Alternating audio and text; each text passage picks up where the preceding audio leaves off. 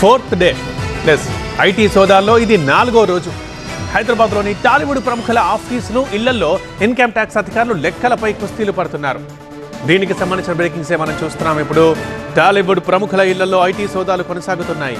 SVC, మైత్రి, mango సంస్థల్లో ఆదాయ పన్ను విభాగం అధికారులు తనిఖీలు చేస్తున్నారు. ఇప్పటికే కీలక పత్రాలను పరిశీలించింది ఐటీ బృందం. సినిమాల్లో పెట్టుబడులపై ఐటీ అధికారులు ఆరా తీస్తున్నారు. 4 రోజులుగా నిర్మాతల నివాసాల్లో అధికారుల సోదాలు కొనసాగుతున్నాయి.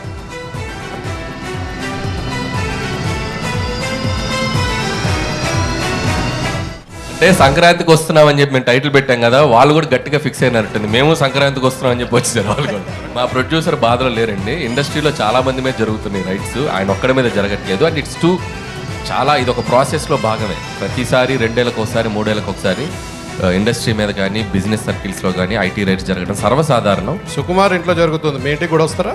సుకుమార్ ఇంటి పక్కకి నేను ఇంకా షిఫ్ట్ అవ్వాలా, త్వరలో షిఫ్ట్ అవుతున్నాను ఫిబ్రవరికి. కాబట్టి మా ఇంటి పక్కకి లేను కాబట్టి ఇంకా రాలేదు. ఇప్పుడు మీరు అడిగారు కాబట్టి ఖచ్చితంగా వాళ్ళు వచ్చే అవకాశం ఉంది. రెడ్డిగా 4వ రోజు సోదాలకు సంబంధించి మరింత సమాచారం అందించడానికి మా ప్రిన్సిపల్ కరెస్పాండెంట్ జ్యోతి దిల్ రాజు ఆఫీస్ బంజారా హిల్స్ నుంచి లైవ్లో రెడీగా ఉన్నారు. జ్యోతి, 4th డే కూడా సోదాలు కొనసాగుతున్నాయి. ఇప్పటి వరకు జరిగిన తనిఖీల్లో జరిగిన వివరాలు ఏంటి? ఆయా వారైతే సహజంగానే స్పందిస్తున్నారు, మామూలుగానే ఉంటుంది, పెద్దగా బాధ ఏం లేదని అంటున్నారు. సో ఇప్పటిదాకా తెలిసిన వివరాలు ఏంటి ఒకసారి?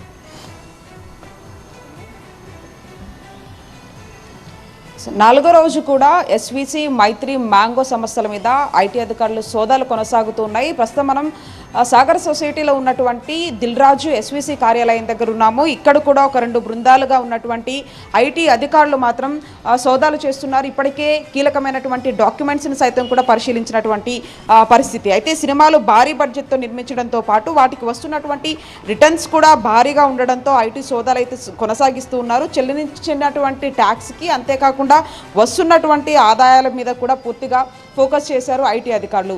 అయితే ప్రధానంగా ఇప్పటికే దిల్ రాజు ఒకవైపు అతని కార్యాలయంలో, అంతేకాకుండా ఇంటితో పాటుగా కూతురి ఇంట్లో కూడా రైడ్స్ని నిర్వహించారు. అంతేకాకుండా మరొక వైపు మైత్రికి సంబంధించినటువంటి సంస్థల మీద కూడా పూర్తిగా ఐటీ అధికారులు ఫోకస్ చేసినటువంటి పరిస్థితి. ఇప్పటికే బ్యాంకుకు సంబంధించినటువంటి డీటెయిల్స్, అంతేకాకుండా వాటికి సంబంధించినటువంటి లాకర్స్ను కూడా ఓపెన్ చేయించడం జరిగింది. నిన్న దిల్ రాజు తల్లికి కొంత అనారోగ్య బాలేకపోయేసరికి కూడా ఐటీ అధికారులు తమ వాహనంలో హాస్పిటల్కి తీసుకెళ్లినటువంటి ఆ పరిస్థితులు కూడా చూసాము.